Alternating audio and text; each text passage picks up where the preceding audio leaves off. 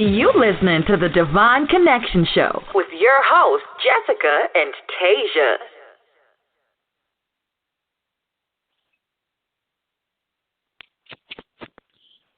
Good evening. Hello, everybody. This is Jessica, and this is Tasia. Welcome to the Divine Connection Show. All right. We have a continuation of last week's episode with love. And we're going to talk about love and relationships today. Now, I only think it's appropriate to talk about relationships because of the coronavirus. We're all stuck inside the house with these people, our family members, or whoever, your roommate. And some people aren't, they're stuck by themselves. Yeah, but even stuck, but we have something for them too. Mm-hmm. Just to carry from last week, we talked about 1 Corinthians 13 and the characteristics of love. Now, we want to make sure you guys were working on building these characteristics, so we're just going to have a quick recap of it. Because love is patience. Love is kindness. You don't have to worry. It doesn't boast. It's not proud. It's not rude. It's not self-seeking. It's not easily angered. It keeps no record of wrongs. Love doesn't delight in evil. It rejoices with truth. It always protects. It always trusts. It always hopes. It always perseveres, and love never fails. And I think we would agree we're working on not reporting those wrongs. Right. That's the hard part, That goes into forgiveness, but also just to not keep a record of wrong. I think for me, when it comes to that, is I just take note per se. It's not like I'm going to hold it against you, but it's like when someone does something or it's a character flaw that you made note of, I don't think you should forget that, No. So. Part of keeping record, you kind of want to know what people's habits are, what their cycles are. And I think it's like, you can be in like full-on detective mode, but I just think like not keeping record of wrong, I guess it depends on what way you do it. Like if you're trying to hold your spouse or partner, hold them to something that they did in their past. Or any relationship. Really. Yeah, then if you're holding it against them, I guess that's not what I do. I just feel like I do take note of things, I think it's more of like, I see it as an example would be you're in an argument and you're like, oh, but you said you did this, you did that. Or you just throw it in their face. Yeah, like you brought it up, like you did this last year or a week ago. You said, I don't know. Like, yeah. Trying to get a one-up on them pretty much. Yeah, but if you come to an agreement with whoever this person is, an agreement that, you're going to move forward, you shouldn't do that. That's not healthy. No, it's not. We see that that's not love anyway. So, everybody knows what they have to work on. Patience is a whole nother thing. Some people, and when we learned about kindness at one time, we realized, there's just some things that need to be straightened out, but yeah. Mm-hmm. And then we also talked about the different types of love in the Greek. Just to run them real quick. Agape, which is the unconditional love. Eros is the romantic love. Philos is the brotherly love.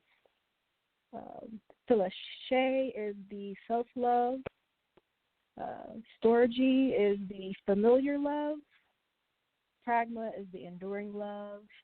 Ludus is the playful love, as Jessica calls it, the puppy love.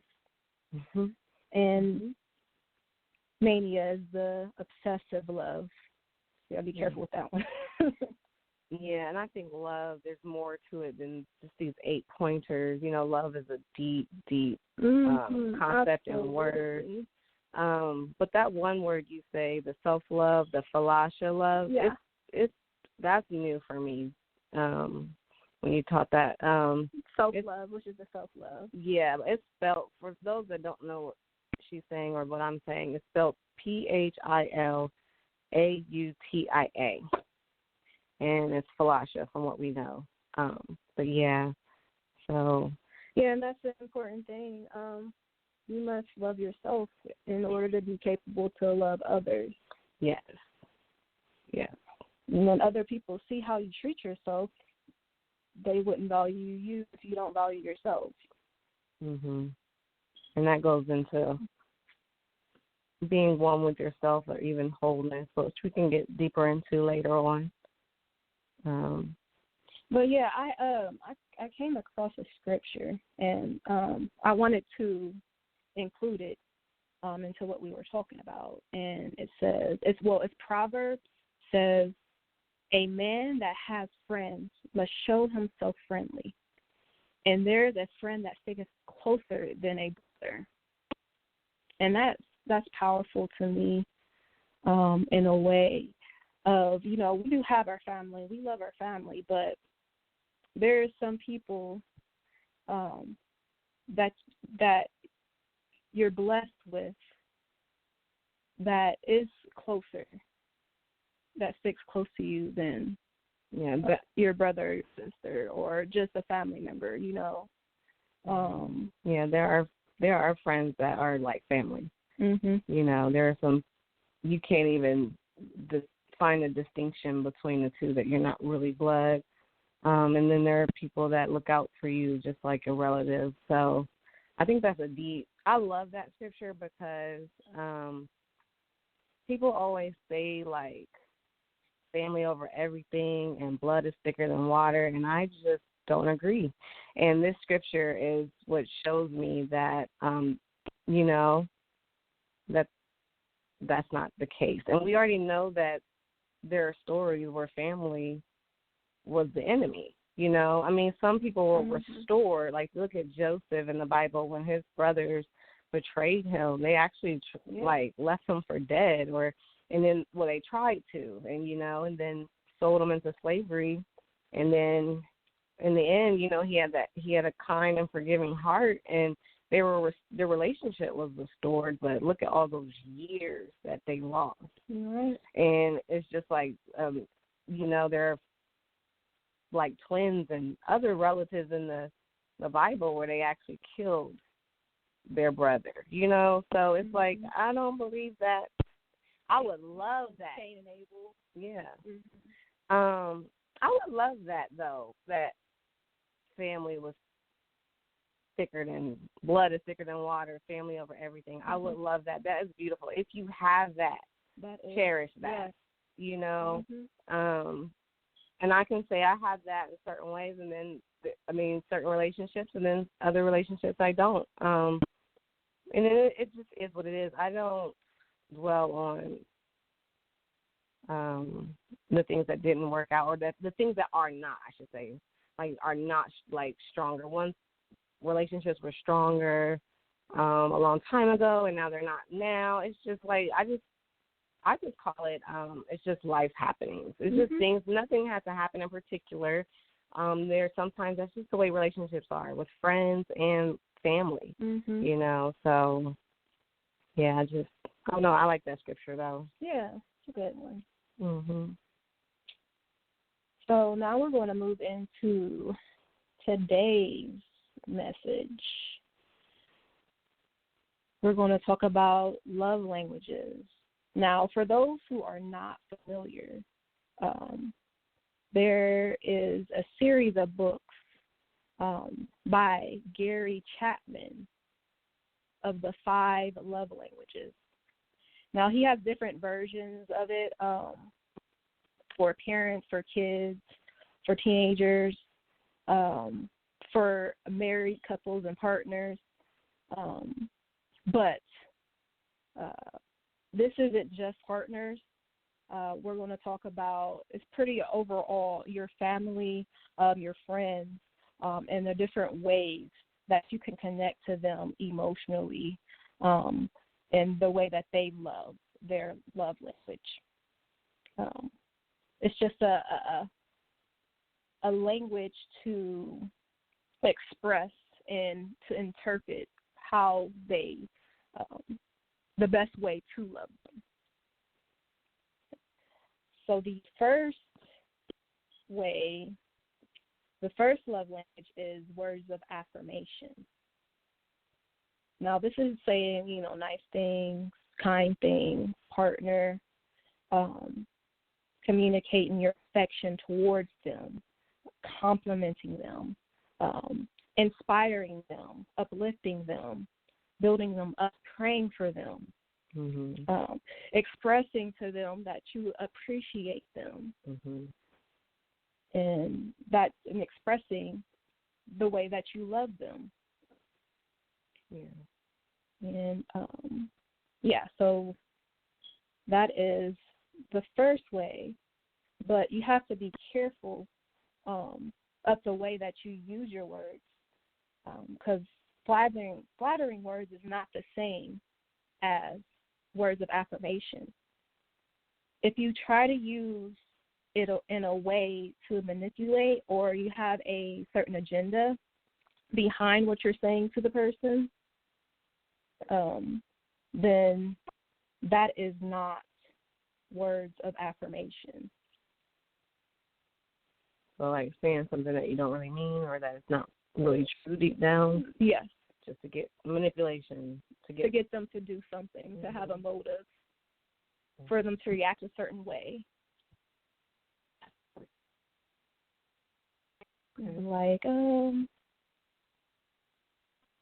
Like, baby, you look beautiful in that dress, but, it would be better if we went to the gym to work out that way. I don't know. I'm just trying to use an example. Yeah, that will like turn. That would turn you all the way off. Well, no, that would hurt her self-esteem. Oh yeah. I mean, women are very self-conscious anyway. So, I mean, I get what you're saying. You're trying to think of something. It don't necessarily have to be in that way, but all the time. I guess if it was more like trying to say how they look in that dress so they can get in the bed with them, or, I don't know, but meaning it from a good place. From a good place, just being genuine with what you're saying. And then I have a self-note. In these, we're going to also use these love languages for our own self. Now, for loving yourself and take care of yourself, the love language of words of affirmation, you would create your own affirmations for yourself. Now, he says all the time, write down these affirmations, write them down. That's a way that you can use loving yourself, is writing down affirmations every day, or watching something inspirational on YouTube, or a recording, journaling every day. Well, it doesn't have to be every day, but journaling as often as you can is a way to get words of affirmation for yourself. Yeah, affirmation through scriptures, anything that will help inspire and uplift and encourage yourself. Now, the second love language is quality time. This is spending time with your partner, eliminating distractions. It's just you and your partner. Now, it's easy to, this day and age, it's easy to be so consumed with responsibilities that we have as just as adult individuals, as family members, as parents, as husbands, as wives. It's important that we do take time, others that we care about. Yeah. Mm-hmm. Yeah. Some meaningful quality time. Mm-hmm. Just being off your phone, making sure you have the attention of each other. Mm-hmm. Business taken care of. But I mean, sometimes I get it. Like when you're busy, sometimes it's hard to quit. But just try to make quality time a little bit more meaningful. But it doesn't have to be like drawn out. It has to be hours on end. But whatever time you set apart or set aside, actively be present. Mm-hmm. So, and you're saying that you want like everything, all these like pointers that you're giving. You're saying we're going to turn them onto ourselves. So, loving and spending quality time with yourself. Mm-hmm. Yeah, I've done things like that. Doing activities. This is really a creative time for you and yourself. Just seeing what you like, trying new things. And once you do know what you like, doing hobbies that you enjoy doing. Your alone time. Alone time is very precious. It's very precious. Yeah. Some people have a hard time being by themselves. Like I remember I was excited to take myself to the movies. I went to the dine-in, and that's my favorite thing to do. So, and I drank some wine while I was there, and watched some high action movies. And I told somebody else, I went to the movies, and I was I wasn't like making it a big deal that I went by myself, but I mentioned that I went by myself, and they're like, "Oh, you should have told me. I would have went with you." And I'm like, "No, I really wanted to go by myself." So I just think that's important too, to do things on your own and see what you like and learn about yourself, but try to do things on your own or spend quality time, whatever makes you feel good. Mm-hmm. Going to the spa or I don't know what men like to do. I mean, whatever you like to do. Play video games, whatever it is. Okay. And the third love language is receiving gifts. Now, it's not bad. It's not materialistic. It is not coming from that aspect of gold digger or money hungry or looking just for things, but more like meaningful gifts. Meaningful, sentimental gifts that have thought behind it.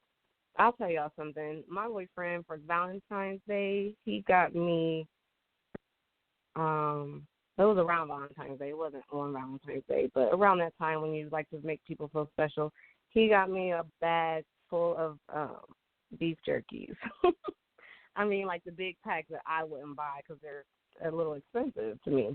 And I think it was really sweet and special to me because every time we go to the store, like when we go to like Dollar Tree before we go to movies or something, and we were in Dollar Tree and I was grabbing like all these beef jerkies that were new. They're new to our store, so they had these different flavors, and I'm just like always, just they're $1, and I just grab them. And I think he realized that I'm always eating jerky or something like that, and so he just bought me like an endless supply. I mean, I may not have. I mean, with him doing that, ones I don't like, but I'm like most of them. The bad thing is I freaking could eat a whole bag in one day. So, but that was meaningful. I really appreciated it. That meant a lot because it wasn't nothing super major, but I mean, it was.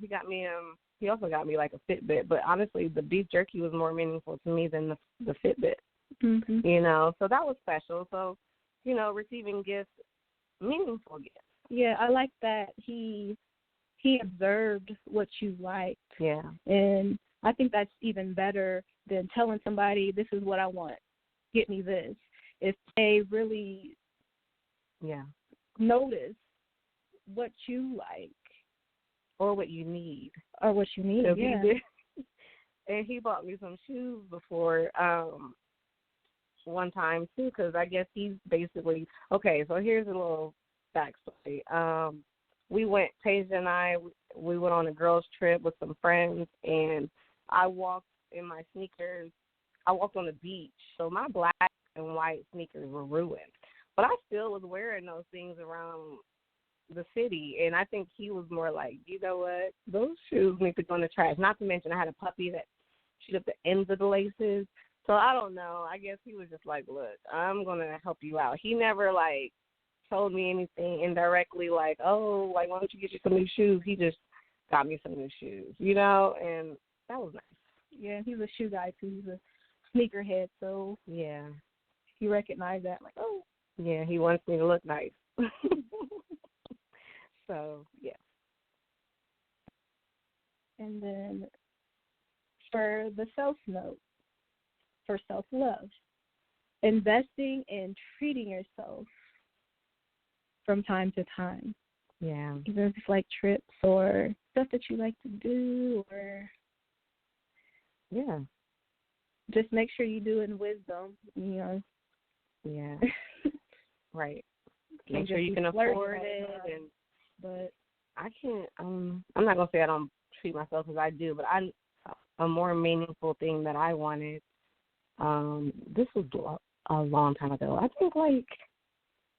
think I've had my necklace for like 10 years. Mm-hmm. Now that I think about it, because I was always talking about it, like, oh, I just want one of those necklaces. It's a Tiffany necklace, and I just was always thinking of the perfect time to buy it, the perfect occasion to invest in this.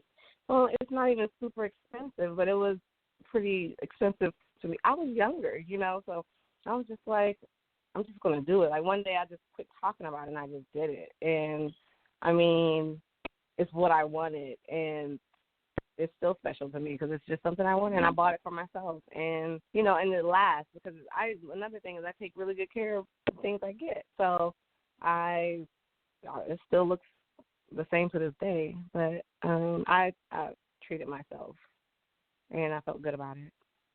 That's good. Yeah, because I mean, sometimes I could get like, I don't know, I shouldn't buy this for myself. I don't want to be selfish. Guilt. Yeah, but it's okay from time to time. Yeah, that guilt stuff is major too, because I remember, because I grew up, well, I helped raise my little cousin, and I raised her, I had her full time, and then my life changed to where I was getting her every weekend, and then it changed again to every other weekend, and then it was a period of time when I wasn't getting her as frequently. But I remember feeling so guilty when I would go buy myself something, and I felt kind of weird, like, to go buy myself some clothes. I had to think about it, and I had to tell myself it was okay. Like, I really felt guilty to just buy myself some stuff, you know? And I don't know why that is, but I just felt like, because everything used to go to her, and I kind of felt weird because she wasn't, like, I guess, at the forefront of my life. So buying stuff for myself it was hard. I mean, like, emotionally hard. I don't even know why. But, you know, I had to tell myself that life is changing for the better, and this is a good thing. I mean, she's still in my life, very active, like here right now during this shut-in. But it just was different at that time for me. I was not used to it. So, just don't feel guilty about that stuff. I mean, be wise, always budget. And make sure you provide for your family. But yeah, it's the little things. Like, go get yourself, if you want to just go get yourself a little nice, we got a bundt cake place, this shop here that's good. And if you want to go get yourself a nice outfit or something that you've been looking at online, or a piece of jewelry, you could buy nice jewelry from Walmart, like accessory or something. I don't know. But, yeah, that's just it's really important to be able to make yourself feel good and not just rely on someone else to do it for you, because those come with other attachments. To receive gifts from even, like, okay, the opposite sex, that's not free. Like, it's always what it costs, whether it be your time or other physical means that women feel that they need to give in order to feel like they show the person that they appreciated it. But yeah, I mean, you shouldn't have that because you should already be whole in doing those things for yourself. So you shouldn't feel like you owe somebody something because they're giving you a gift. If they're giving you a meaningful gift, not one with ulterior motives, you know. So like that. Yeah, and I had dated some guys too before that, trying to give gifts too early. Like, what? Like what kind of, like, yeah, certain types of gifts can be too soon. Like, we're not there yet. Let's work our way down a little bit. Yeah, like, I mean, you got to kind of show also that you're not desperate. Both sides, the male and the female. I mean, but the funny thing is some people really are desperate. That's the sad part. But it's dangerous to show desperation because guys or girls feed off that, especially guys. You know, if you scoop out a desperate woman, I mean, they know they can pretty much get anything, from your car to staying with you and all kind of things that prematurely, you know. So. So yeah. So what's your next point on? The next love language, that's acts of service. So that's like just one thing for your partner that they appreciate, like that they have to do, like housework or home repairs, car repairs, managing family affairs, anything that requires like planning, effort, time, or energy. Yeah, that would be special for someone to just fix something that need repaired. That'll make you feel good, and I can see how on the flip side to do that for yourself, that makes you feel good too. If you can get it done for you, you feel better. Hire somebody to do it for you. Yeah. Look, hire a cleaning service. I think that will be the best thing for me. Listen, it's just nonstop. So hiring a cleaning service to get it done will make you feel good for yourself or as an act of service. If someone, someone loves me, hire me a cleaning. I would appreciate it. Just kidding. Yeah, I can clean for myself and I got help. So, but I'm just saying, like, I can see how acts of service is a sign of love because it's meaningful. If it's meaningful acts of service. Because you're saying housework, home repairs, and managing family affairs. So, yeah, taking the kids to practice or whatever. Yeah. Like, don't worry about it, babe. I got it. I'll get them there. I'll pick them up. You're like, oh, my gosh, I can spend that time with myself. Yeah, if you don't want to do anything, that should be okay. If you want to do something to be productive of your time, that's even better. Sometimes it's just draining. Just day-to-day duties could be draining, and it could be burdensome. So I can see how this would be their love language. Yeah. And then not to mention, not just of the opposite sex, but just as friends. Like, it's a load off if someone takes something off your hands. It's like, oh, no, I got it. I went and got the kids something to eat because I knew you had to stay up late or, had to stay up late doing a paper or you had to work late. And it's like, oh, great, because I lost track of time or I just don't have to do that now. So, yeah, awesome. Or you can do something for your mom, like, oh, yeah, I picked those up. I heard you mention that you needed this from the grocery store. And didn't have time. So I went and did it for you. Yep. And then you already tackled the self-note for self-love. Just, it's gratifying. It's gratifying to get those things done off your list, even in itself. So make an arrangement that done for yourself And then I love the point about hiring somebody to do it. We're going to get there. Walk my dog for me. Thank you. And people love dogs, so they wouldn't have a problem. Okay. And then the last point is physical touch. This is when your partner connects you by physical touch. It goes beyond sex. I mean, sex is included in this. However, it goes beyond that because it could be from anything from holding hands to a kiss to a hug to back rubs. Arm in arm, a hug, a deep hug, a passionate hug, but not so much like I want to get it in kind of hug, but just like a lover's hug where I'll rest in your bosom for a moment hug. Or rest your head on their shoulder, vice versa. The touchy people. Yeah. Or they don't have to be the touchy people. I mean, you gotta have all things balanced in moderation. Like I like physical touch, but everything's balanced. Sometimes I don't want to be touched. So it's just all things in balance. Don't be overly touchy. Like we were watching that Love Is Blind show. Oh yeah. And I noticed that this one guy on there was just so touchy. The interracial couple, he was just a little bit weird. I mean, I thought they were cute. I still think they're cute, but I'm just like, oh, he's just like breathing on her, and just like back, and I just felt like, oh, I felt suffocating watching it. So it's just like all things and let people breathe, but there are people that love it too. So that's their love language, like strongly. So yeah, like I'm a hugger. I like when I can't hug people now because how people are with their coronavirus. So we have to social distance. I'm like, why not? But social distance. Yeah, like I'm a hugger. So yeah, I got some of that, but then I don't want to be touched.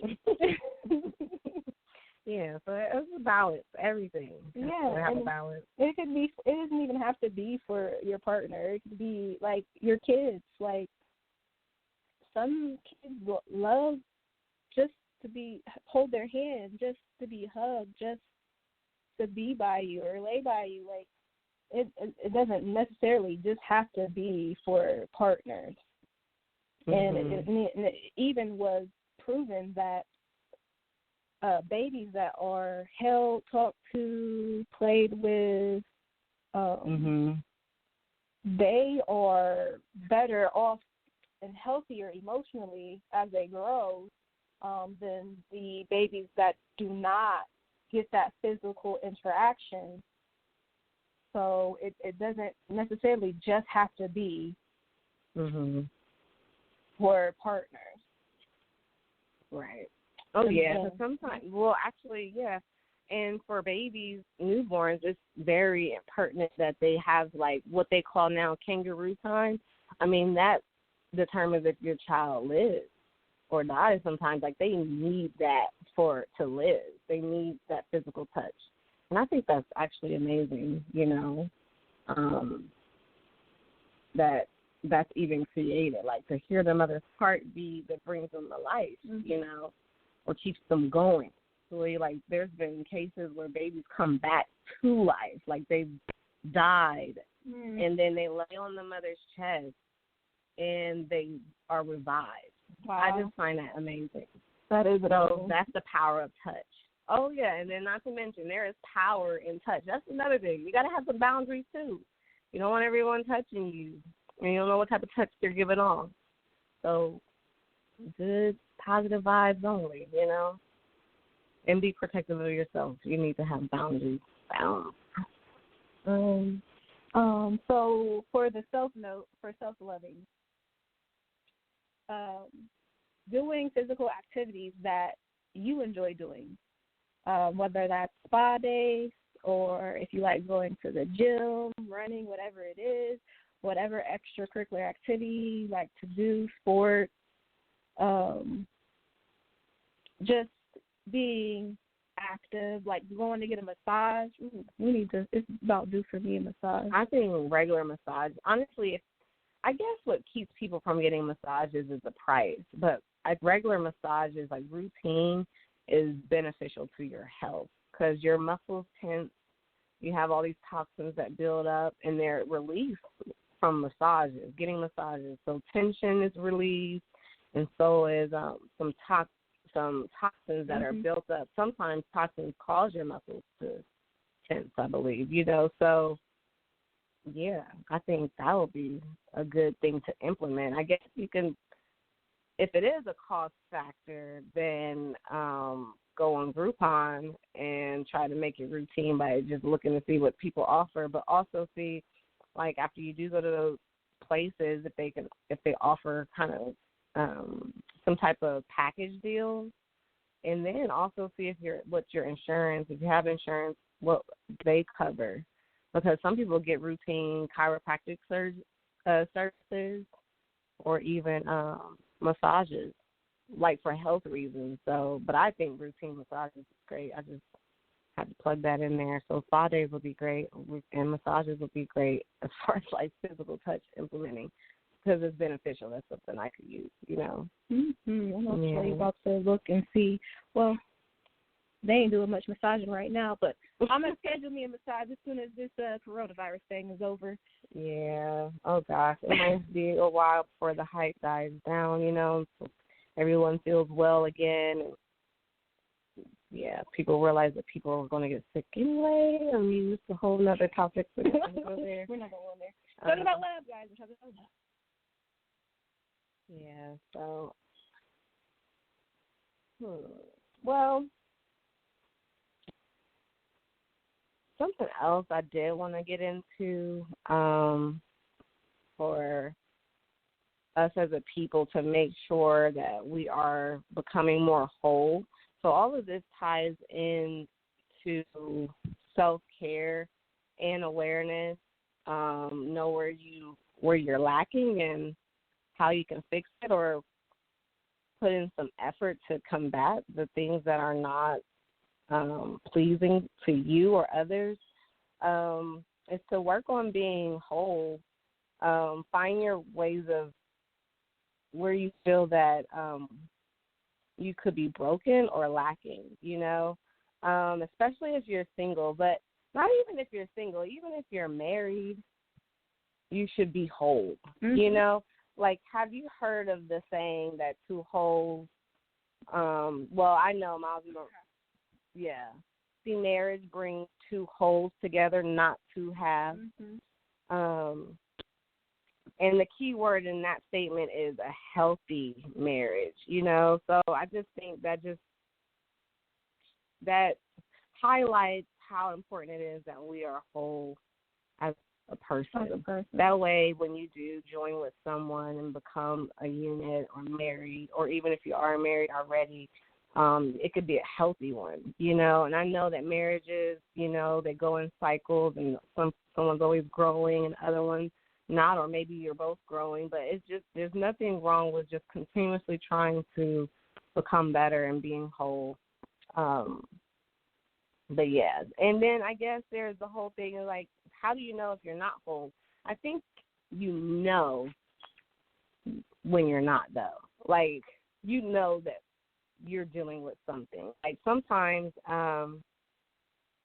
there are past hurt that you're not healed from, so you know that you're not whole. If you bring that into your relationship, or you realize that that's not why you cannot be a certain way with your partner, is because of your previous relationships, then you're not whole, So it's just like, to get some healing from that, you should seek, of course, counseling or wise counsel, and actively try to work that part of your life out, like that hurt or that trauma, whether it be like, reading the word to help build yourself up, whatever it is that your form of enlightenment is, or your source of life is, and then whole, the meaning of whole means complete, unimpaired, unbroken, uninjured, sound, not hurt or sick, Like they use the scripture verse that said, in reference to the definition, they that are whole need not a physician. Whole also means restored to health and soundness. The scripture verse they used was, thy faith hath made thee whole.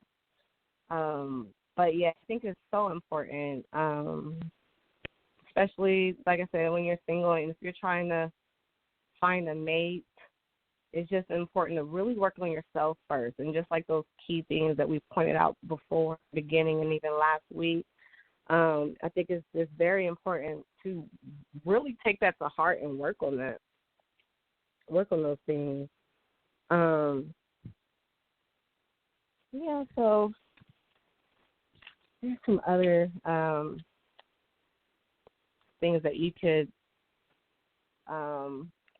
that goes into like character / brokenness as well. There are things that think about some character flaws like are you easily angered? Do you have past hurts like emotional abuse, physical abuse, heartbreak?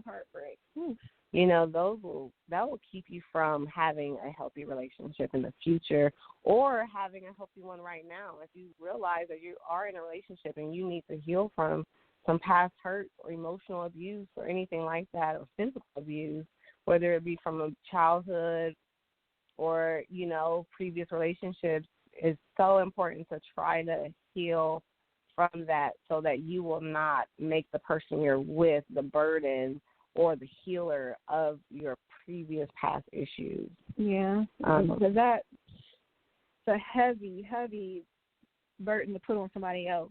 Mm-hmm. To work with your own and then the other person's. Yes. And then to put that on the other person is not fair. It's not fair at all. No, it's not there to heal you. Now, to water you and help you grow, yes, but to actually go back in time and heal your past hurts is not it. Now, they can bring you up out. They can support you, but they can't be the one. You know, that. I mean, some support is major. You may feel like they brought you out of it because you showed like your partner showed you a better way, but it's not their responsibility to do that.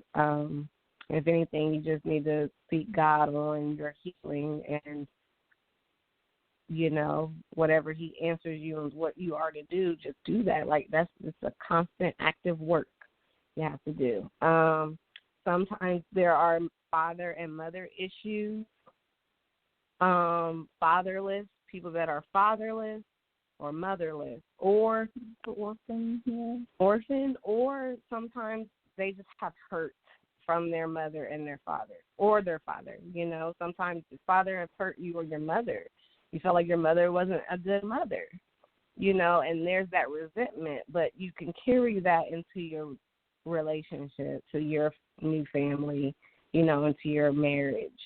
And that's not okay, because when it comes time to building the relationship with your new family or in-laws, there will be some hurt there that if you have not dealt with it. Mm-hmm.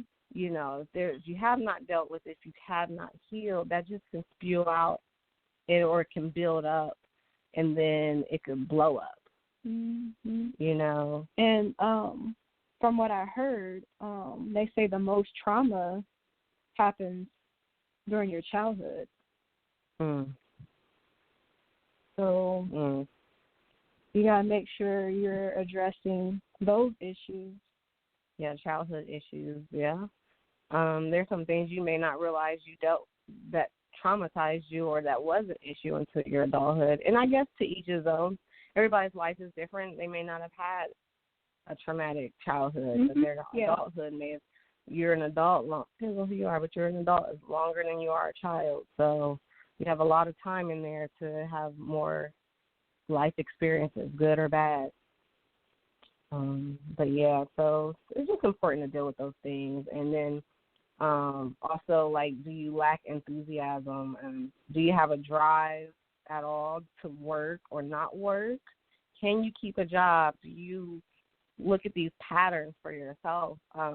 Because that affects your relationship. If you're able to help provide or help provide, or if you're not able to leave that burden on for someone else to pick up is selfish. You know, so it's like if you don't have a drive, find it. You know, do what you have to do. Something's got to motivate you. Something. Write your affirmations out. Something does have to motivate you. To be financially secure should be a motivation. You know, to work how if they offer you overtime and you know you're not financially where you want to be, take that opportunity and work that overtime. You know, but also look at your pattern. Like, are you easily just tired of working and then do you job hop? You know, and what's your longest job that you've worked? Do you have a good track record? And I understand sometimes people have that luck, that success story, like I just couldn't stay at one place, so I started my own business. But do you even have a drive to start your own business? You have a certain discipline to start your own business. Mm-hmm. And the training starts when you're working for somebody else. Yeah. You got to start somewhere. Yes. And then you can work at your job and take ideas from them on how they run their meetings. Get your experience. Take everything. Yes. Take everything that you need from them. Yes. And learning. And, okay, I'm not going to do it that way. Mm-hmm. I'm going to do it this way. Take what you don't like. Keep what's good. Keep what you know it works. Just expand it for yourself. Right. That's a good way to. But it would only be for a season. Yeah. But you're not able to move out of that until you develop that discipline. Yeah. If you don't get up and go to work yourself, if you had all the freedom all the time, would you get up yourself and go to work when you're your own boss? Because entrepreneurship is harder. If you're trying to get started, it's more work than it is when you have a 9 to 5. At least your 9 to 5 it's your livelihood. Yeah, your 9 to 5 is scheduled, and you have a scheduled dollar that comes in at the end of the week or every 2 weeks.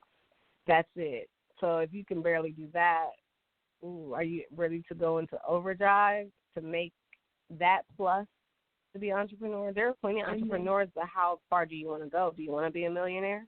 How successful do you want to be? I mean, I could go out here and do a lawn service, you know, but and I can just leave it at that. I'm an entrepreneur, you know, but how bad do I want to become a millionaire from this service? Do I open up my own company, building firm, or, you know, and employ others to just go across the city? Do I franchise it? Do I broaden it? Is it going to be national? Is it going to be worldwide? Right. So it's just like, I mean, you could be an entrepreneur. But my thing is, be realistic with yourself, and are you that person? And if you're not driven to earn money to provide for your family, and you feel more like a burden, you will feel like a burden, then you're not ready for a relationship.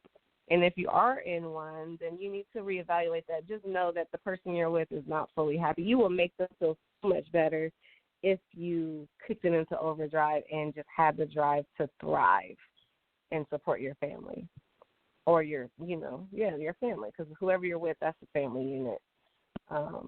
But, yeah, so,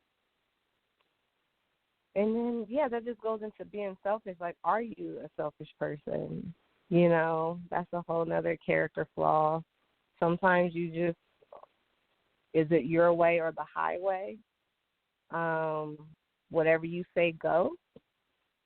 Or is this a co-relationship where you value your partner's opinions and ideas? You know? That all comes down to character again. We go back to character. That's what I'm saying. It's like, about wholeness, brokenness, / character, all of that. Yeah. Referring back to 1 Corinthians 13, those characteristics, are you working on them? Yeah. And also, so, like, can you be taught? Yeah. Can you be taught? Because we should forever be students and forever learning. I'm not saying that you can't learn together, but if your partner has another way, different idea, different approach, are you willing to listen or try to work in that way that they're trying to present? Being open-minded to their viewpoint. Right. Be okay with opinion. It's okay to have your own opinion. Right. It's okay to hear out another opinion. The end all to be all, is it a cutoff because you have a different opinion? or difference of opinion? You know, how do you work through it? Are you able to work through it? If not, that's a problem. That is a problem. But know that that is a problem and try to be different. Unless you just know, like, I mean, unless it's just really something crazy, ungodly, that's different. I mean, you could have a different opinion and it could just be horrible. Like, I feel like you should, you know, just go out and kill, you know, I don't know. But I'm just saying, it, you know, if it's sensible, yeah, for you to work through difference of opinions. Yeah. So, and also, another thing that can hinder relationships, or it's a character flaw, is to have low self-esteem. You know, that goes back to the things that Tasia was talking about, the self-note and love and stuff like that. You have to build yourself to a certain level of esteem. You have to in yourself, because you cannot look. Your partner can tell you that you're the Beyonce of the world, and if you do not really feel that way inside, you know, that you are beautiful as a woman, or as a male, that you are attractive enough or confident in yourself, then it means nothing. And let me tell you something. For me, if my partner is not confident in himself, I cannot be that for you.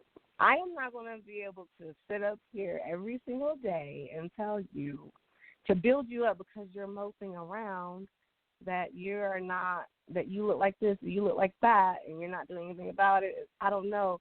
Whatever your self-esteem issue is, whenever it started, sometimes it starts at childhood, sometimes it started like you used to be chubby, you're not chubby anymore, you know, but you were anorexic or bulimic, you know, and just to maintain this look that you have right now, but nobody knows, that is still an inner issue, you know. But Tasia, I think you've dealt with that before with a partner that was low self-esteem, that had low self-esteem. Yeah, low self-esteem. And that was, and I was like, baby, I like you the way you are.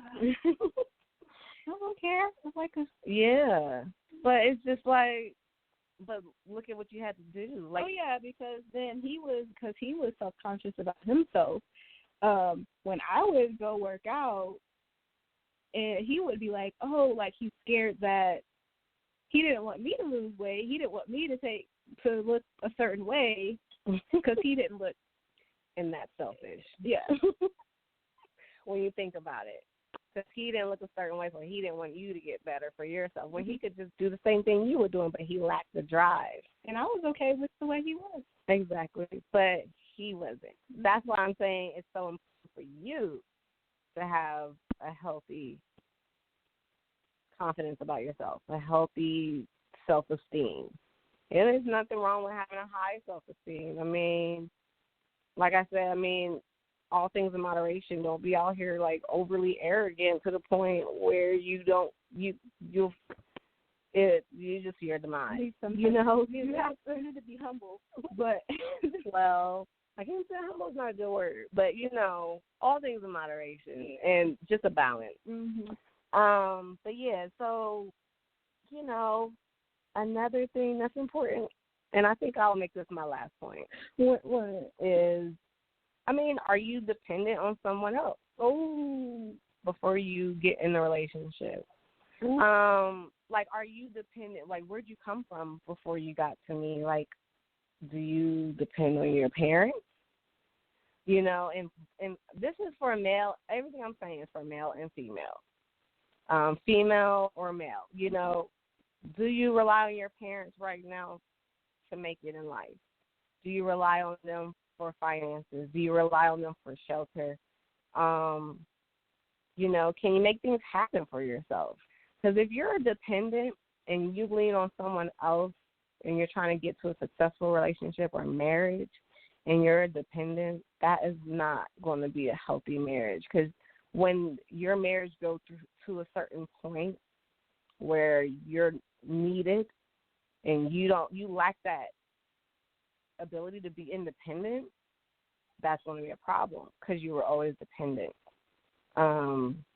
You know, and sometimes people get married for the wrong reasons. They're looking for an out from your one, like say you live with your parents and you're just like, oh, I'm just going to wait till I get married.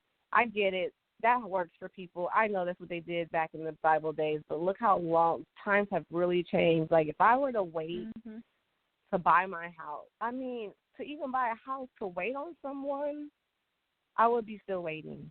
Like, you know what I mean? Like, right. I cannot.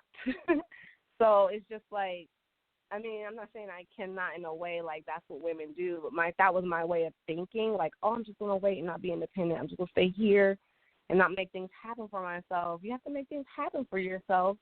That way you're better off when you two come together and make better things happen for yourself. But I think it's just important to be independent. That's part of being whole. Two whole people coming together, a healthy marriage, a healthy relationship, healthy family. Yeah, so, you know, but like I said, are you able to be independent when need be? You know, because a husband needs a wife that can make some things happen. There's like a balance, and a woman can make some things grow. Just saying. I mean, I can vouch. Just period. I know the worst. So I'm just saying. But yeah, so I think I'm gonna leave it there because it gets deeper. And we can just talk about it later. I mean, there's always a recap, and you know. So how are you guys feeling? I hope this was a good discussion. But yeah, so I think that's going to be the wrap up, is to just think on these things that you have or that you need or in need of, things that I guess you can make a list of your attributes, like good qualities versus things that are not so good. You can say bad qualities or things that need growth. You know, make a list for yourself, or even ask some people, some real friends that don't mind telling you the truth. Ask them some things about yourself. Like, what do you think I can grow in? Like, you know, what can I work on? What is a flaw within myself? It may be hard to hear, but it's like if it's from their perspective, then just take it with a grain of salt and, you know, go in the conversation with a good mindset, though, of I'm growing, you know, I'm bettering myself, and make that list and work towards becoming a better you. And then being whole, because there's nothing wrong, and there's nothing wrong with being single either. I just want people to understand that, like, singleness is lit. That's how I feel. It is great. Okay, we can go into that even more in depth maybe next week. Because singleness, I love singleness. I mean, I think it's a blessing. And I know some people hate it. Like, people hate, like, singleness is so frowned upon. I don't even get it. But I think that's part of being whole as well. And I mean, that goes to what Paul said. Yeah, what Paul said. Now you're going to make me look that up. About... What did you say? Hold on. I don't know if I wrote it.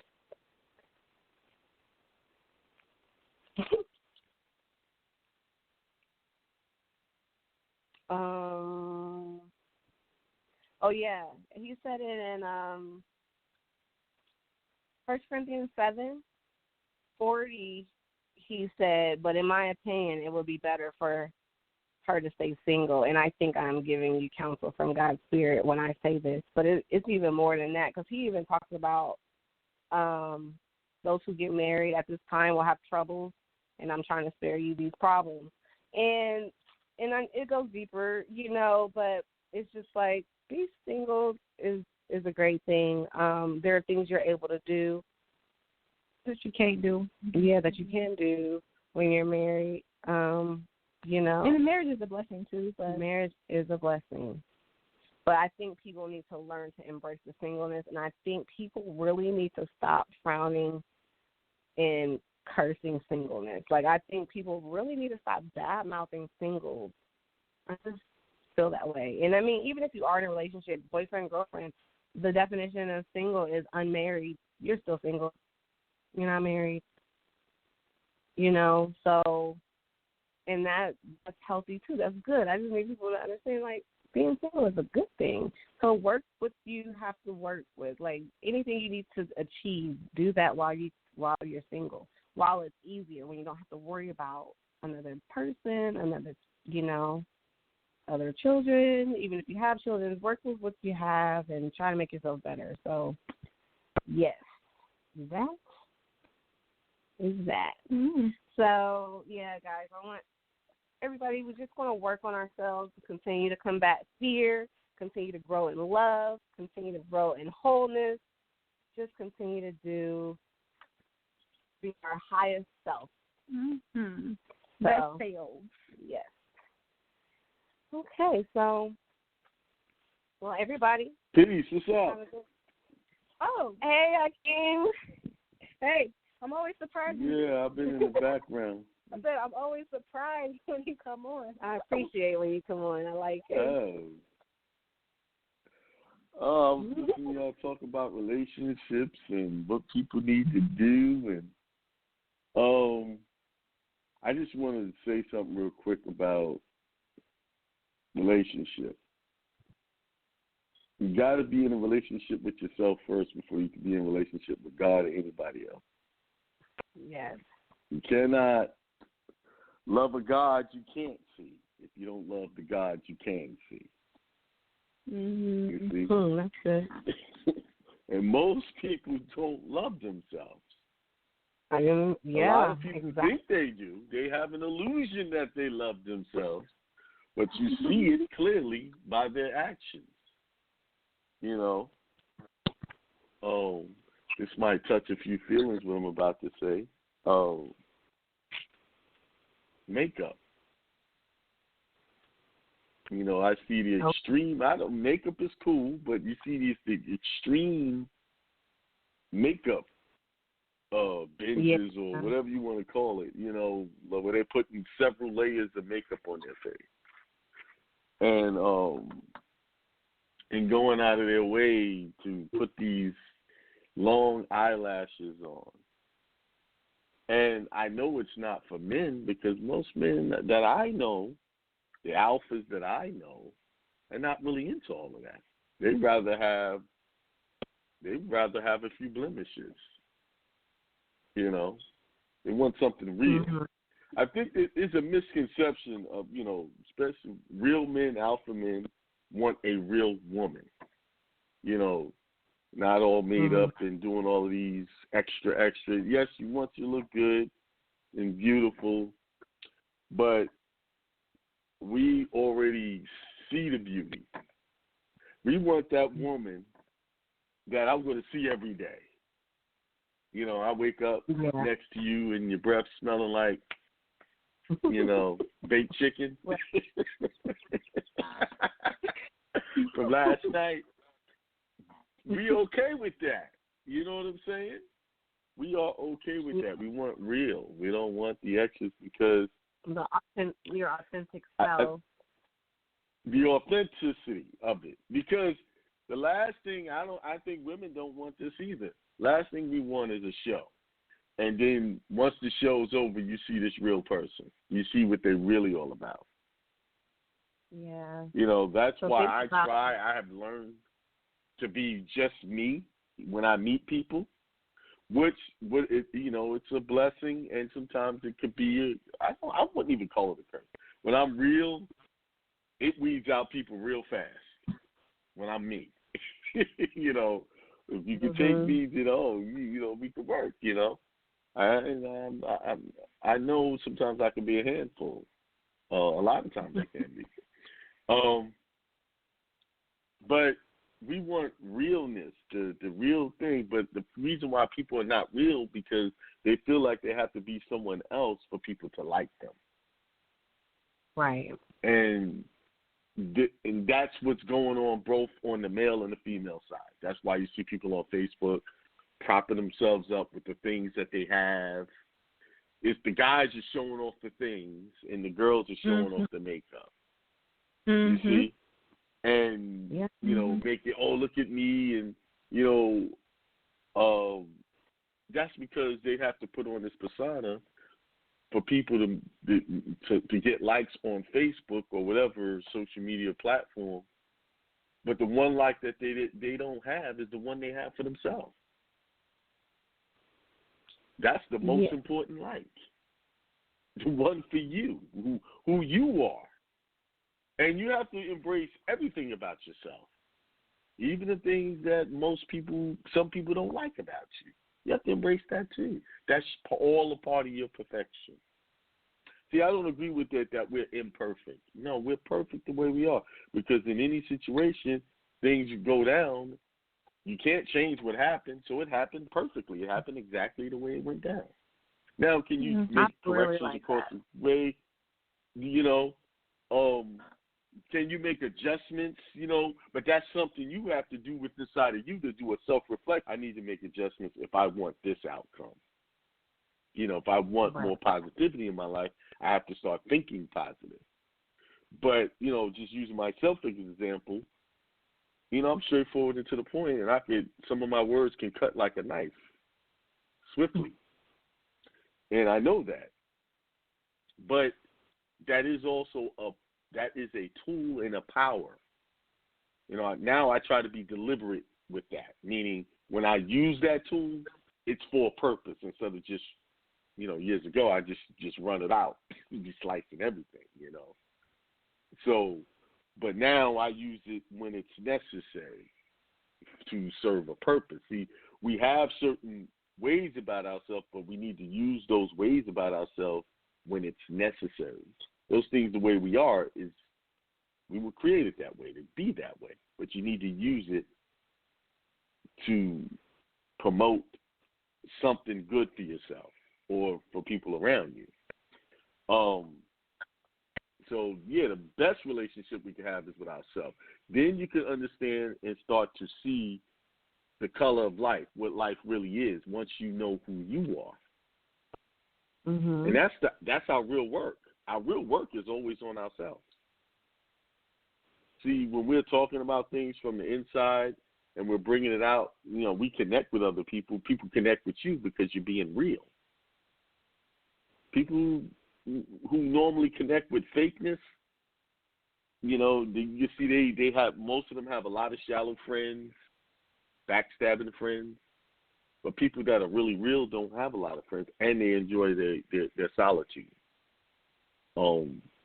Because a lot of people are not real. So, and they can't tolerate that. Yeah, they can't tolerate. I don't know if it's an introvert. It's just that they don't want to deal with the fakeness of people, so they'd rather be alone. Because that same person get around a bunch of real people, then you'll see a different side of them. You see? Sometimes we throw labels on people that they this and they that. It's not that they're that. It's that, the average party you go to or gathering you get to, it's a bunch of pretentiousness going on. And for a person who's really priding themselves on being authentic, that energy just don't match with them. So they can come off being introverted. So that's why I'm always leery. Oh, we going to hang out? And I'm like, oh, yeah, because I already know what's going on. A lot of people trying to impress me with stuff that I don't really care about, or you got people that want to use big words where they don't fit. And, I've done all of that. I've gone to corporate parties and witnessed all of that, in my younger years. So, in other parties. So, Yeah. Well, yeah, and back to the makeup thing, I feel like all things in moderation once again. And, I appreciate when guys, they love their women for who they are, and they tell them that. But also women like to feel good, and if they feel like it's going to enhance their beauty, they can use, makeup. Like when you look good, you feel good sometimes. That is a real thing. But I do know the extremes of the caking on of makeup, the very many layers, and sometimes it's for certain occasions, and sometimes it's really what people do. But when you think about it, there's some inner issues with some people. Like I knew a girl that was literally it was an addiction. It was really bad. Like she had makeup everywhere. She was addicted to putting it on all the time. She was actually a client, and that's when it's like unhealthy, and making up for whatever. And mind you, she's a client, so I worked with some people that were like mentally ill and addicts and things like that. So they could be making up for anything, childhood trauma or anything.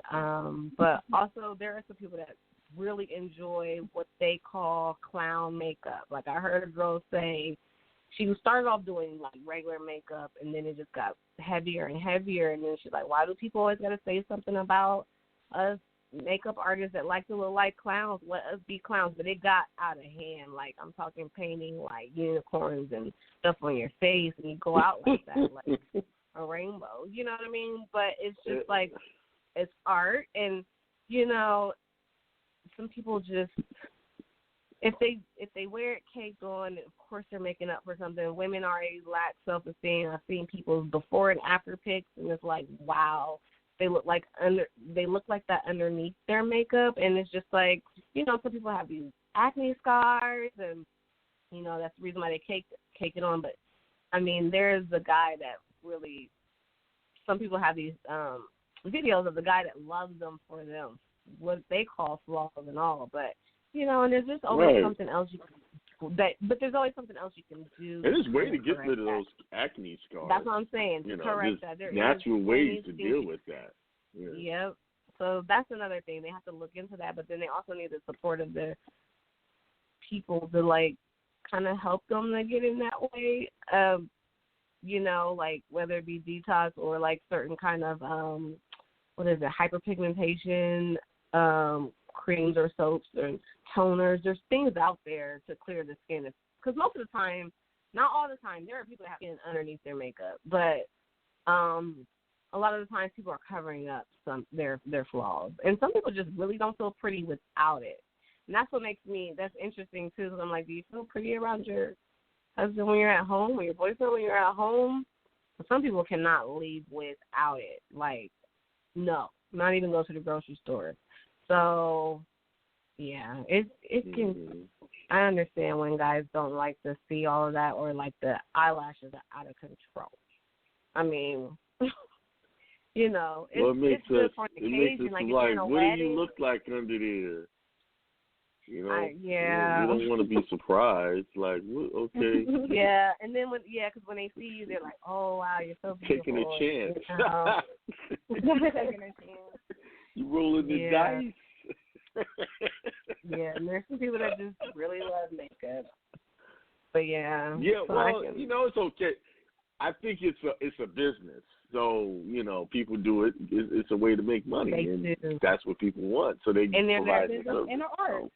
Business, but some people market themselves. It is art. It definitely is art. I got to say that.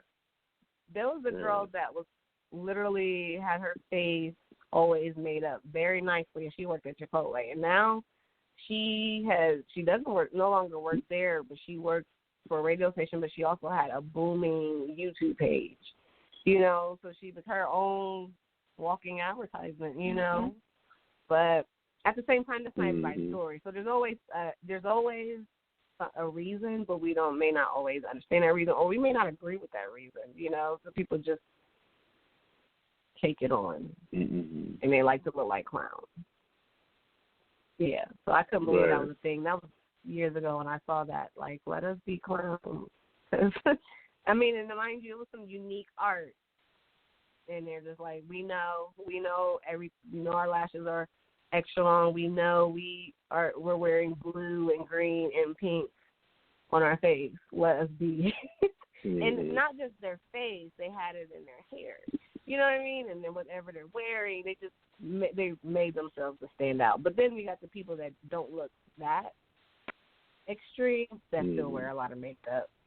But like I said, low self-esteem and, you know, like I said, that people look good, they feel good, so they do that. Mm-hmm. And then, but it's nice to be able to, like, switch it up to not wear it all the time. Give your face a chance to breathe, and also just, you know, be yourself. Mm-hmm. And just wear a little less, like, enhance the beauty is what I like saying, like. Because a guy likes to see, a woman in makeup too. Like when you're getting ready. I like a little makeup, you know. When we going out, you go into like a dress up event. You know that's that's great. But I mean, I'm just people in just Walmart. They got it on just on Walmart every day. You know.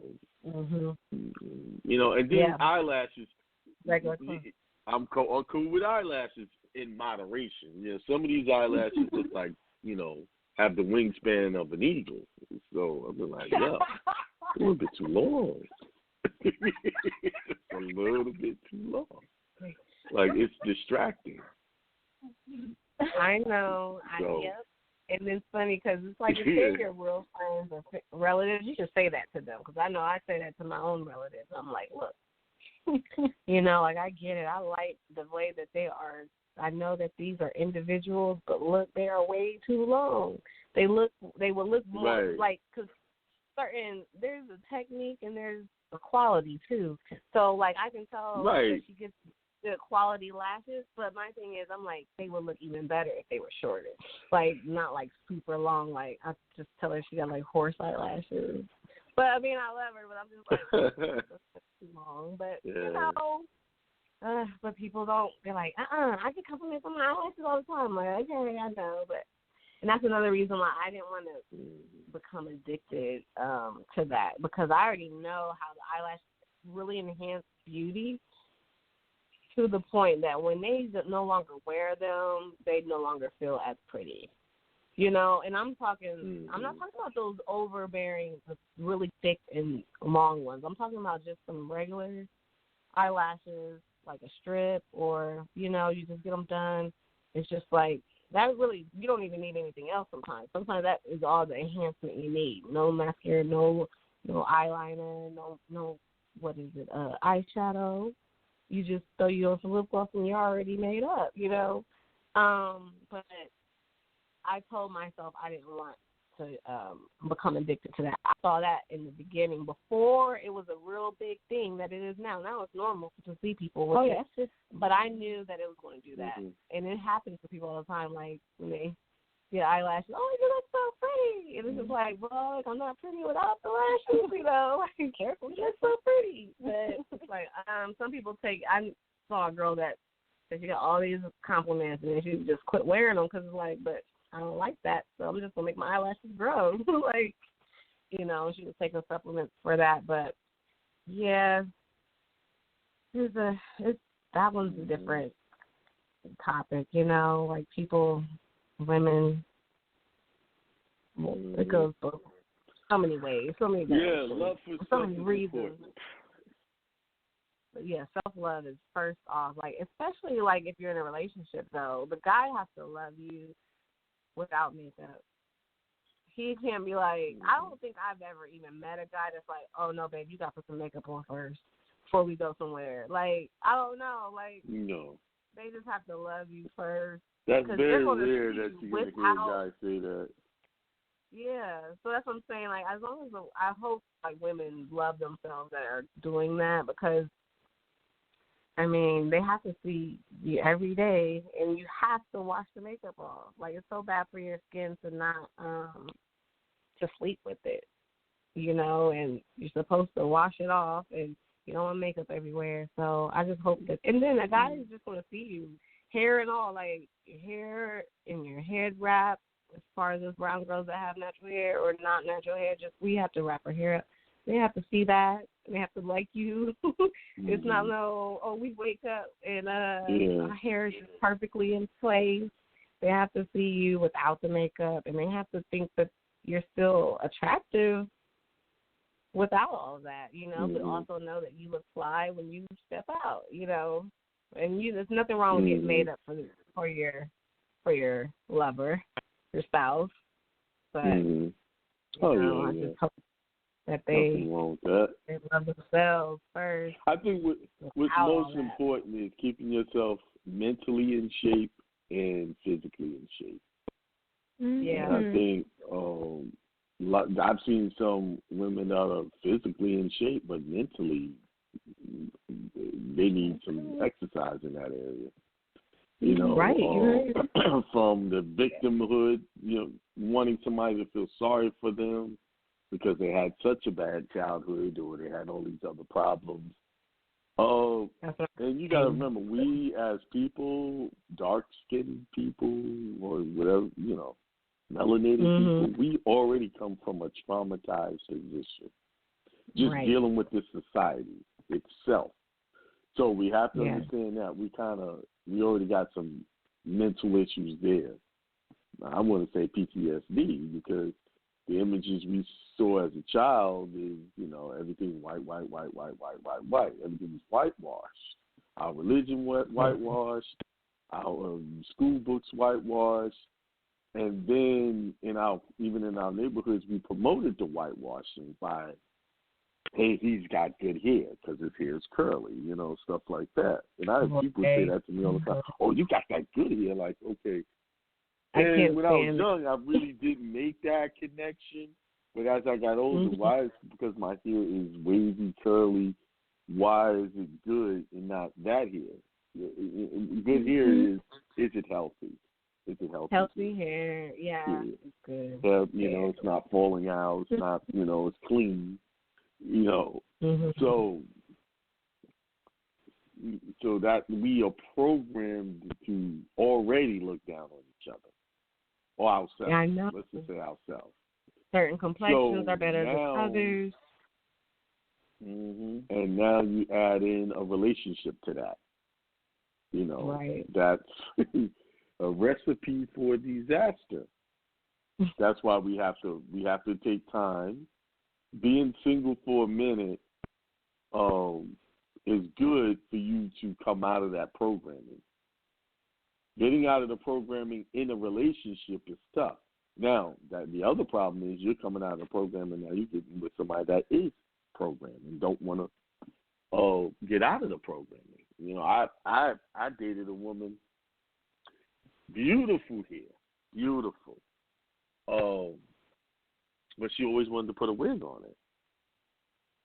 I was like, why do you put a wig on your hair? Your hair looks great. You have good. Your hair is healthy. It looks.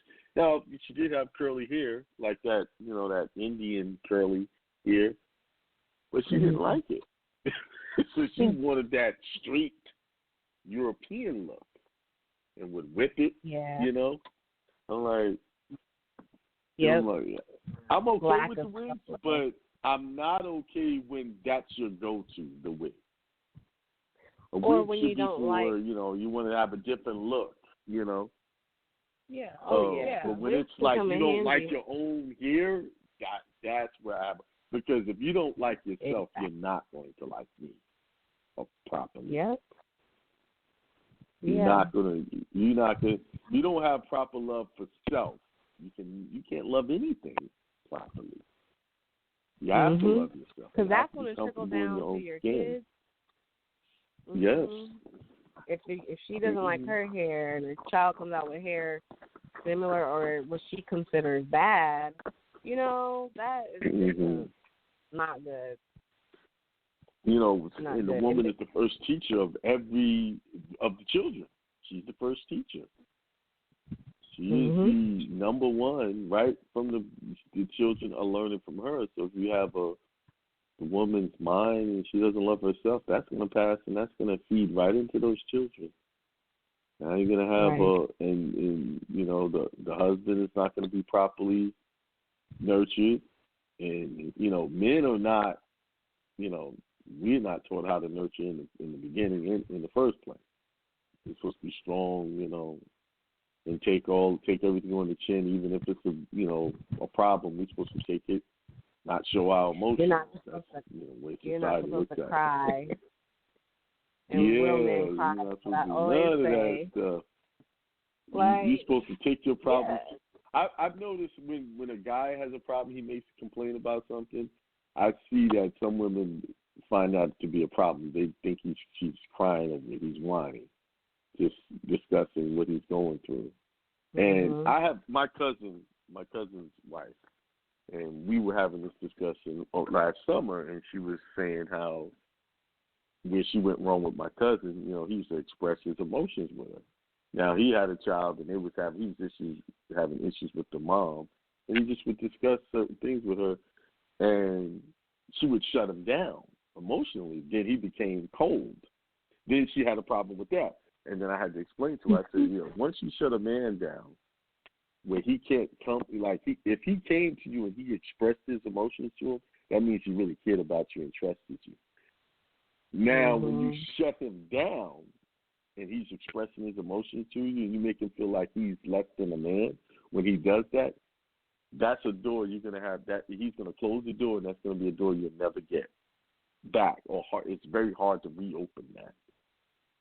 Because once you shut a man down emotionally, where he can't express himself honestly about his emotions to you, and you make him feel like a little boy or like he's crying or he's whining, and I'm not talking about excessive. My cousin's like an alpha dude. Like, when he expresses himself, he's not a whiner. Yeah. But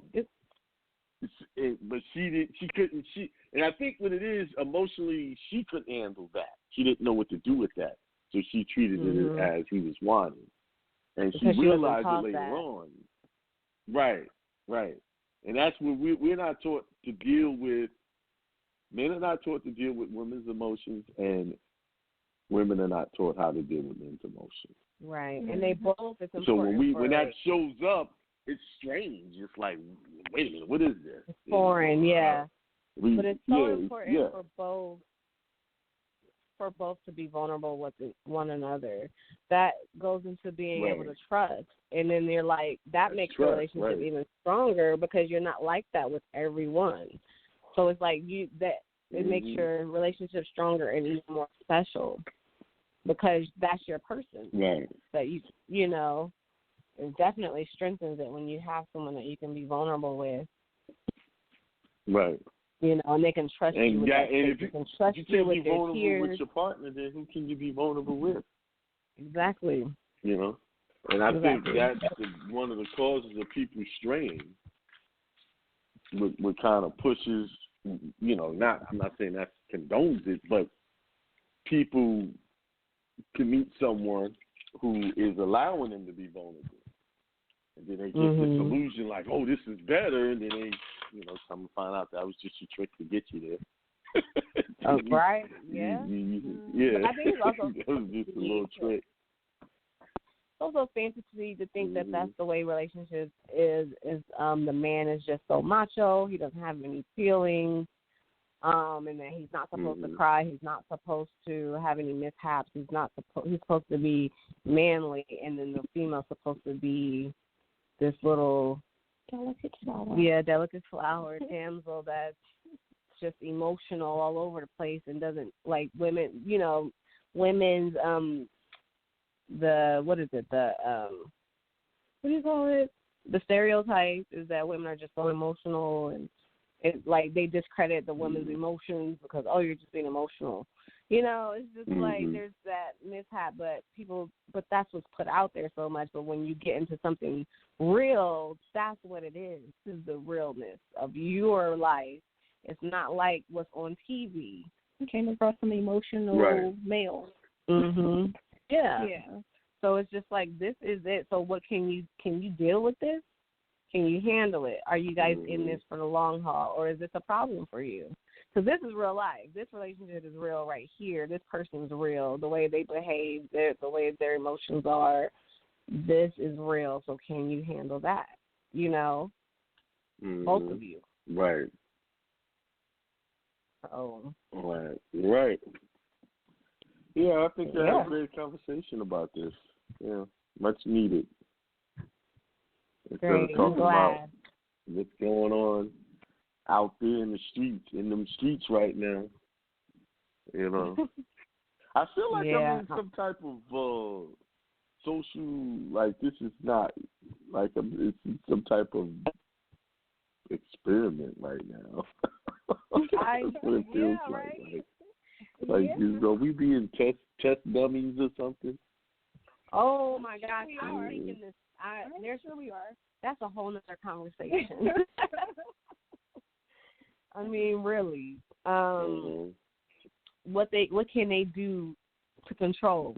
Mm-hmm. They can control your coming and your going now. They started with how they're going to react with the toilet paper. Mm-hmm. They didn't. I don't even think they foresaw that was happening, but they ran with it. Like, look at what happened when we put this out here. Now people are going to go buy toilet paper more than they're buying and food. The interesting thing is, we went to the dollar store yesterday, and they were saying how they told them not to order a whole lot of toilet paper. They say keep it limited in stock. So I'm like, what's going on? Yeah, they're doing that on purpose. Right. Yeah, it's all strategic. So I'm just like, I'm not going to fret. I'm not fretting about anything. I know things are happening to people. I know people are getting sick, and who knows what they're really getting sick from. You know, it is flu season. It's still flu going on around there. You know, people going to test positive because of other things. But this time of the year, I would have, like, I was an asthmatic growing up. I would have asthma issues because of the pollen. And I felt a little tightness, you know, because I went out earlier. But I get on the herbs and stuff like that I've been taking, I'm fine. Yeah. So, like you said, you don't know. They're crediting anything that happened looked like a cold. They're crediting that to this coronavirus. So I don't trust nothing coming out of the media. It could be a fact. It could be fiction. I don't know. You know, it's just. Well, I know they can lie because personally I dealt with a news article with the news and they twisted the whole story. So I know they write stuff so that you can – it's a business. So they got to give you dry news. They're there to get you to watch and captivate you. Lockdown. But we're not really on a lockdown. Like in my county. No, we're not on a lockdown. It's a stay-at-home order. Okay, you can go outside, exercise. You can go golfing. You can go get takeout. You can go to the store and get your essentials. You go to the store. You just can't do large gatherings, right? So I ordered some stuff because, you know, I wanted to put some plants in the house to get rid of toxins since I'm going to be spending a lot of time in the house, indoors. So I bought plants that do that. 6 plants, and I wanted to get some potting soil to repot them. You know, all of a sudden I become a gardener now. So you got a green thumb now. Yeah, I went to, I ordered it from Lowe's. They had it ready, went and got it inside of the store. I'm outside. I stay in the house most of the day, and I go outside. It looks like a normal day out there. People just going everywhere. I was like, wait a minute. I thought we was on lockdown. You know, people were just doing whatever. You know, but it's not lockdown. It's just a stay-at-home order, and when you don't have anything essential to do. And that, for me, that really didn't change my life because I stay at home anyway. I don't run this. You know, I go get what I need and come back in. And it's important to get some sun. I'm loving it so much. It's great. Great time to get a lot of stuff done. Yes, I've been productive, and I feel like I'm still not productive enough. I'm not hitting certain goals, but I'm still going to work towards them. Tasia and I reevaluated some goals even today, and we're just going to go. I'm embracing what's going on right now and like working from home. I'm loving it, and also, I'm trying to thought. I forgot what I was about to say. But yeah, I don't know. I'm just loving it, and it just is. Oh, and I'm staying unplugged from the media though, because my peace is so important. Yeah, to me. I'm not watching news. I get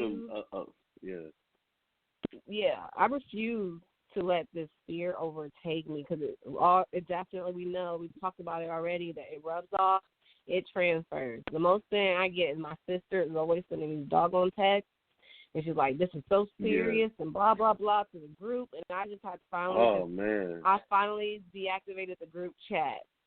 So I'm just like, today was the last straw for me. It's like, oh, so-and-so died from this. Yesterday was so-and-so died from that. People, oh, this person was connected to me in this way. This person was in my group that way. I'm like, okay, this is not. And it didn't scare me because I'm still like, I don't know why I'm in a different headspace. Yeah. That's funny you said that because someone tried to use, because I was saying how, they hyping everything up. No, I have one of my cousins, something died, and they were young. And then I started asking never tell me anything because I'm going to ask fact-finding questions. Come to find out, they didn't even know all the details surrounding the death. All right, so you're attributing that to coronavirus now. You sounded like the news. Well, I said, well, okay, what's this and that? Then I thought it was just something to say to try to win the argument. Because when I started, I said, listen, I don't care what anybody say. I just look at facts. And the facts of this coronavirus versus the flu got more people in the hospital. 36 million people went to the hospital from October 1st until March for the flu. And that's in the United States. That's not in any other country. That's just in the United States. You see? Yeah. So then, hospitalizations where people, 36 million got the flu, about 15 million or so hospitalized, and then you had about 20,000 deaths. That's the United States alone. Yeah. Then I start throwing the numbers out. Well, a little over 250,000 people died from just medical care last year. Just going to the doctor to get something fixed, and the doctor screwed up and killed them. That's just the number. That's the numbers they admit to. That's the United States numbers. We're not talking worldwide. No. And then I said, conservatively, it could be about 300,000, 400,000 people died from this. Right?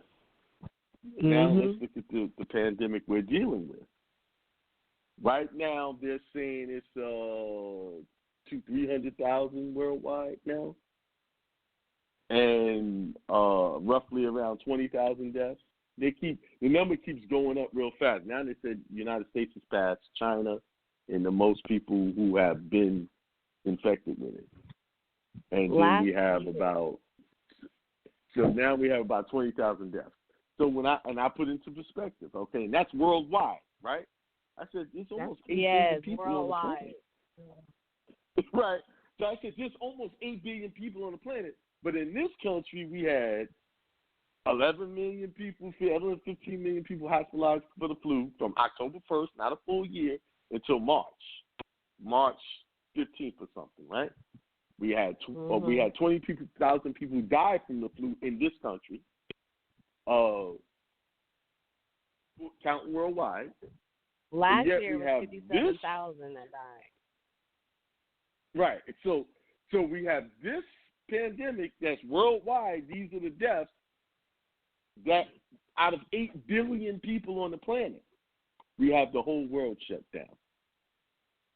Where we have numbers supporting other things going on that are way more dangerous than this, or have a track record of being way more dangerous than this. Right now, we don't know how dangerous this can get because it still hasn't run its course. It's still going on.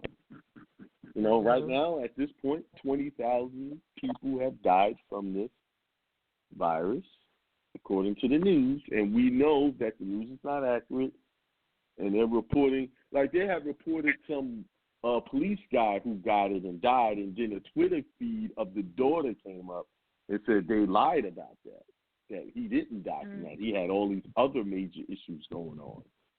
So right now, anybody dying in the hospital is going to be contributed to coronavirus. Oh yeah, they're gonna label it that. I know that to be true. Let's look at the corporation side of this. Whenever they can contribute it to a pandemic, don't you know the hospital gets way more money for that death? So the average person a hospital gets average $30,000 a death, just from anything. You die in the hospital, they get paid $30,000 for that. You dying, and not counting all of the other stuff they did, right? So death is profitable for hospitals, very profitable. But because it's a pandemic-related death, if it gets labeled that way, they get more money. That's interesting. From the government. Because, most hospitals are backed by the government. They're government-backed, federally backed. So most people don't know the inner workings of a hospital and how they get money. You are worth more dead to a hospital than you are alive, walking out of there alive. You are worth more them treating you and giving you all kinds of treatments and tests and all of that, which will cause you to keep coming back. And then eventually you die.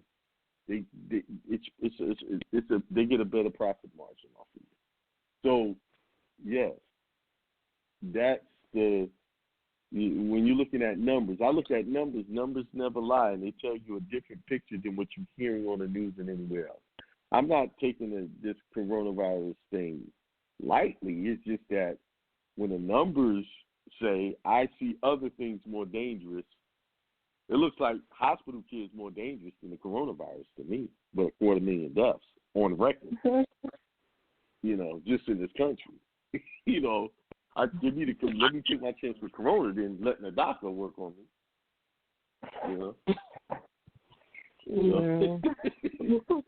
Right. Yeah, but that was deadly though. Yeah. So, anyway, great show. Great job. Yeah. Yeah. Well, thank you. Thank you. Okay, you're welcome. Yeah. I'll let y'all close it on out. All right. Everybody. All right. All right, peace. All right, peace. Peace. Have a good night. Everybody have a good night. Or good day for those. It's daytime for some people. Peace.